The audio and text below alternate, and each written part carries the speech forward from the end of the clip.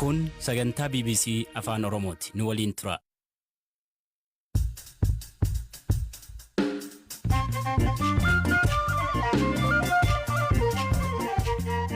Yooya malee yooya dhaggeeffattoota raadiyoo BBC Afaan Oromoo nu dhiyaadha. Bakka nu dhaggeeffachuu jirtan cufaatti sagantaan keen am jalqaba. Qophii irra keessatti haliila naannoo Afariif naannoo Somaalee jidduu deemaa jiruun lubbuun nam dhibbaan lakkaa'amu galaafachuu himan. Wal dhibdeen jira. Dhibdeen kun immoo dubbii barbaacha gama tokkoon dhufuun ka'aa jira. Magaalaa Gabra Isee jedhamtu keessa guutummaatti uummata Somaaleetu jira. Haa ta'u malee warri Affaar. Qorataan Yuunivarsiitii Taafti Sooraan Tigraayitti akkamiin makame? Sadaasa keessa maatii koo gaafachuuf achi turran waraanni eegale. Akka tasaa wanti hundi cufame. Geejjibni karaaf xiyyaaraa cufame. Gamtaan humnoota hedduu Tigraay irratti duuluudhaaf bakka hundaa waamame. Yoo xiqqaatee namoonni 57 Awurooppaa ga'uuf Afrikaa deeman balaa bidiruun Liibiyaa du'an. Kanaaf oduu dabalataan waliin tura. An Asli Galgaloo. Dhaggeeffattoota oduutiin jalqabaanii sagantaa nyaata addunyaa deeggarsi ammaan dura naannoo Tigraay galchee jimaata dhufu dhumuu beeksise. Mootummaan Itoophiyaa humnoota PLF naannoo Afar keessa jiranitti konkolaataa guree jedha. Oduu dabalataa Galaana Balaayi nuuf ibsa. Waraana naannoo Tigraayitti dhalatee walqabatee gaaga'ama namoomaa dhalateef deeggarsa barbaachisu dhiyeessuutti ka jiru sagantaan nyaata addunyaa deeggarsi amma dura naannoo Tigraayitti galche jimaata dhufu kan dhumu akka ta'e beeksise. Dhaabbata biyyoota gamtoomaniitti qaama deeggarsa namoomaa qindeessu kanaa ka hoogganan Deevid Beeslii fuula Tiwiitaraa isaanii gubbaatti ergaa maxxansaniin deeggarsi Tigraay qaqqabee jiru jimaata akka dhumu ibsaniiru. Namoota naannicha keessatti deeggarsi guyyuu isaan barbaachisu hunda osoo addan citiin sooruuf guyyaa guyyaan deeggarsi konkolaataa fe'isaa 100 ta'u haaraan naannoo Tigraay galuutu irraa eegamas jedhaniiru. Mootummaan federaalaa loltoota isaa naannoo Tigraay keessaa erga baasee lolli gara naannoo Amaaraa fi Affaaritti ce'ee jira. Ulaan deeggarsi namoomaa gara Tigraayitti seenuu kan Affaar keessa qaxxaamurus sababa lola ammaan tana naannoo Affaar keessatti lolamaa jiruuf konkolaattotni darbuu hin dandeenye. Beesliin akka jedhanitti lola Affaar keessatti gaggeeffamaa jirurraa kaka'e konkolaattotni deeggarsa fe'an 170 ta'an danqamaniiru socho'uus hin dandeenye. Namoonni beelaa waan jiraniif konkolaattotni kun ammaan tana atattamaan socho'uutu irra jiraataa jedhan. Mootummaan Itoophiyaa humnootni TPLF naannoo Affaar keessatti waraana bananii deeggarsi namoomaa uummata Tigraay bira kan geenye danqaa jiru jechuun himata. Ministeera geejjibaa Itoophiyaa waabeffachuun miidiyaaleen Itoophiyaa keessa jiran humnoonni TPLF konkolaattota deeggarsa fe'an 170 ta'an ugguraniiru gabaasa jedhu galgala kana baasaniiru. Gama kaaniin dubbii himaan TPLF obbo Geetaachoo Raddaa Tiwiitara gubbaatti yaada barreessaniin humnoonni isaanii kallattii maraan milkaa'aa jiraachuu ibsanii humni kamuu nu hin dhaabuu jedhaniiru.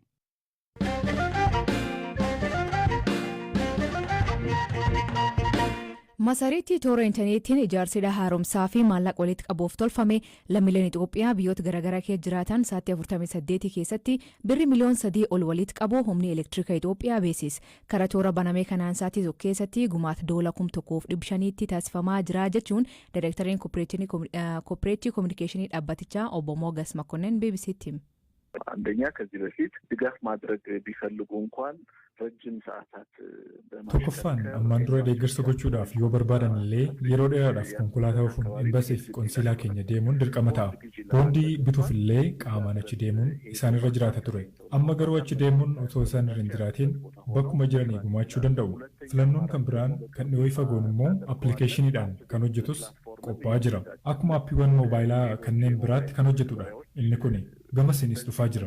Kana jechuun diiyaasporaan kan dhalootaan Itoophiyaa ta'e kan biyya alaa jiruu fi michuuwwan Itoophiyaas dabalate hidha haaromsaa guddicha Itoophiyaaf filannootti deeggarsa godhu kan uumudha. Filannoon kun osoo dursee hojiirra oole ta'ee maallaqni guddaan ni sassaabama ture. Ammas garuu lammiiwwan Itoophiyaa fi dhalataa Itoophiyaa biyya alaa hanga ammaatti gaabbiin jiru sarara kanatti kan fidu waan ta'eef ammas hin barfannee jennee amanna. Waltajjiiwwan kana erga ifa goonee sa'aatii 48 keessatti doolaara Ameerikaa 70,000 ol walitti qabameera.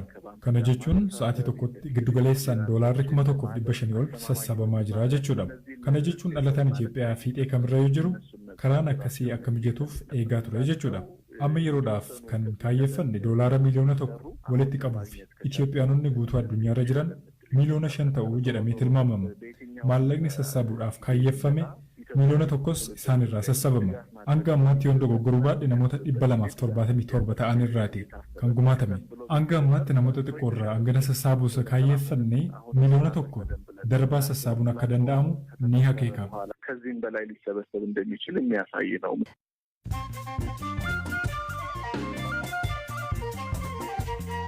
Dhaggeeffattootteen oduu gaggabaaboo addunyaa jalqabaanii mana murtii himatamtoota ajjeechaa artist Hacaaluu Hundeessaa balleessumaan irraa mure adabbii lachuuf irraa beellamee ture garuu guyyaa biraa dabarse. Kun kan ta'eef himataan tokkoffaa Xilaa'uun Yaamii nama maatii bulchu waan ta'eef qabxiin adabbii akka irratuuf iyyate ture.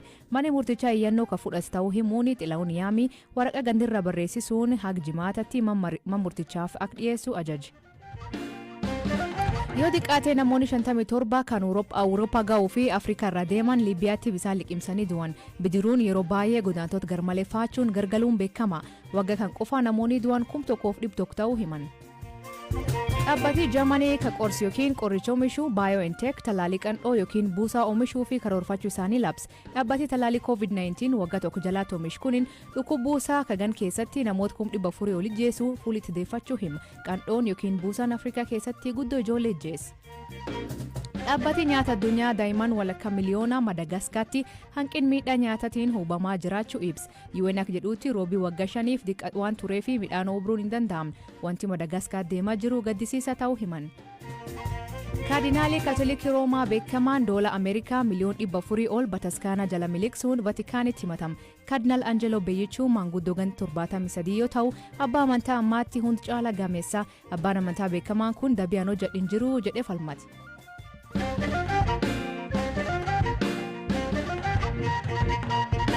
Waldhibdeen naannoo Affaariif naannoo Soomalee ammallee galuun lubbuu namoota dhibbaan lakkaa'amu galaafachuu BBC mirkaneeffate.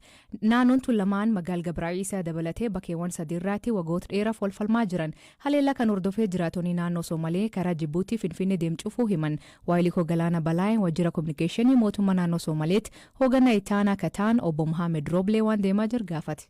Mootummootni naannoo Somaalee fi Affaar kiyyaa jedhanii naannolee irratti wal dhaban keessaa kataate magaalaa Gabraa'isee jedhamtu keessatti haleellaa sanbata xiqqaa darbe raawwatameen namootni dhibbaan lakkaa'aman ajjeefamuun dhaga'ameera. Magaalota naannoon Affaarii fi Somaalee kiyya jedhanii irratti wal dhaban sadan daandii guddicha Finfinnee fi Jibuutii wal qunnamsiisan irratti argamu. Waajjira dhimmoota kominikeeshinii mootummaa naannoo Somaaleetti hoogganaa itti aanaa kataan obbo Mohaammed Rooblee BBC'tti yoo himan sanbata xiqqaa darbeerraa eegalee magaalaa Gabraa'isee jedhamtu keessatti haleellaa qaamoleen naannoo Affaar raawwataniin namootni dhibbaan lakkaa'aman ajjeefamaniiru jedhan.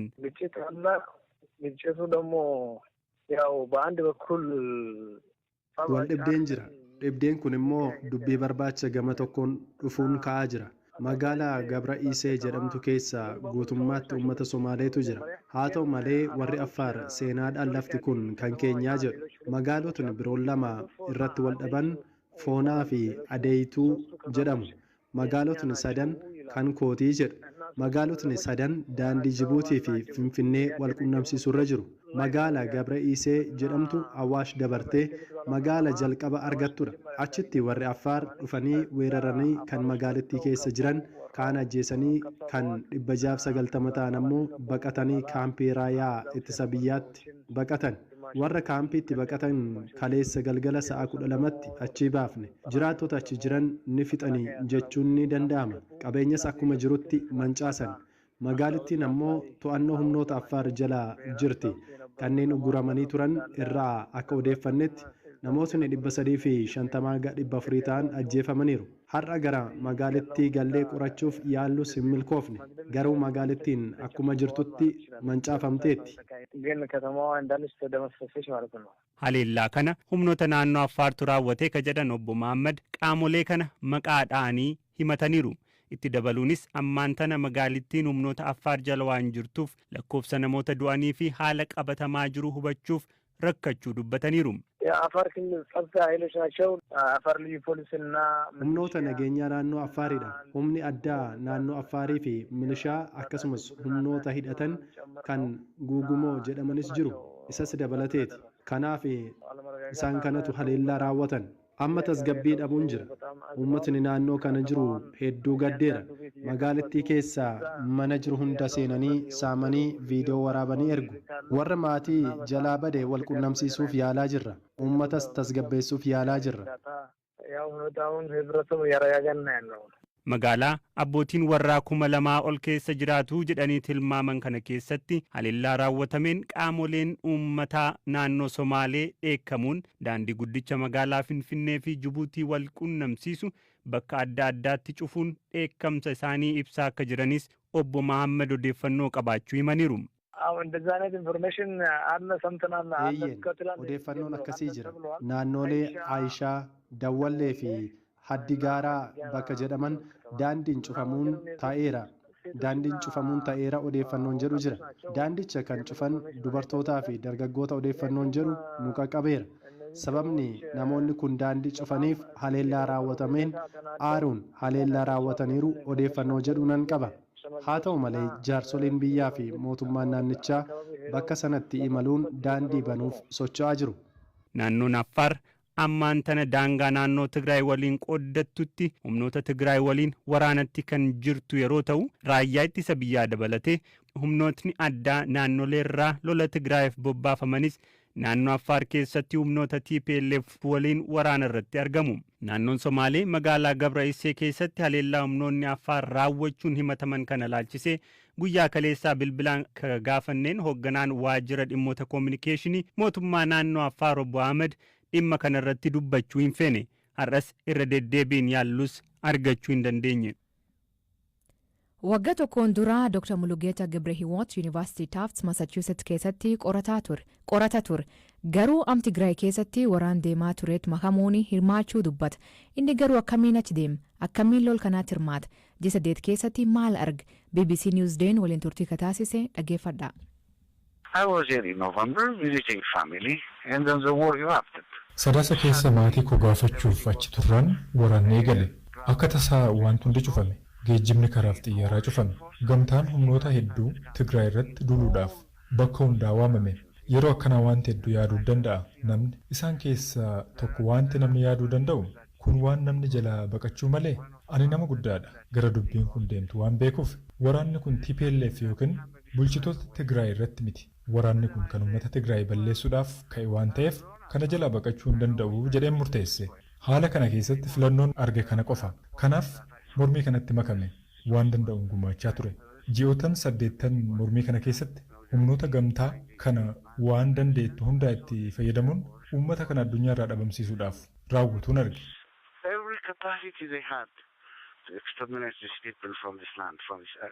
Waraan kanaatti makamuu malee ga'een kee maal ture gaaffii jedhu Dr. Mulugeetaan akkanaan deebise.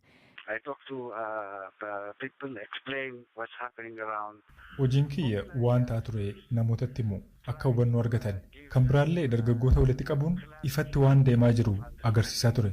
Akka isaan waa gochuu qaban beeka. Ani jaarsa umurii 60ti. Qawwee baachuu hin danda'u. Ammoo waan humni kiyya danda'u hunda hojjedheera. Achi jiraachuun kiyyaa dargaggoota kana kakaasee yoo jaarsa umurii 60 ol ejjetee morme nullee ni dandeenya jechuun amlee argatani. So it had a moral impact to the rest of them. Sadaasa keessa mootummaan Itoophiyaa waraan Tigraay injifachuu labse. Haa ta'u malee ji'a 8 booda humnoonni Tigraay akkamiin deebi'anii waraan kan ofirra qolachuun naannicha qabatanii waraan itti fuufan. Deebiin isaa akkam fakkaatti? The first thing is they were all left with no other option except to fight. Loluu malee filannoon isaaniif hafeen jiru ture. Mootummaan humnoonni isaan waliin lolan uummata kana balleessuudhaaf ka'e. Kanaaf uummanni bakka jiru hundatti walii galee hundi isaanii lola kanatti makaman. Kan duraasa kana torba muraasa erga mootummaan mormitoota dhabamsiifnee jedhee labsee dargaggoota walitti qabanii namoonni 1000 lakkaa'amu qophaa'ee ture. Uummanni Tigraay mala lolaa duraan itti fayyadamuu eegale lakkoofsi guddaan waraana keenya kan loltoota Itoophiyaa fi Eertiraa dhabamsiise akkanaan injifanne. That's how it happens. Tooteen sagantaan irraa ganumaan waliin turuu keessaniif ulfaadha isaniin jedha. Mammaasii galgal kana goga naafaa jedhu waraabessi keessumoo deem hiikan isa san biraatti maanii kooment keessatti nu beeksisa. Sagantaa kan qophees Galaana Balaa gam teknikaatiin Deevis Masaaru kan isaniif dhiyeessan asli galgalooti nagaa akee bulaa oraa bulaa deebana hangafamaan dhan bulaa.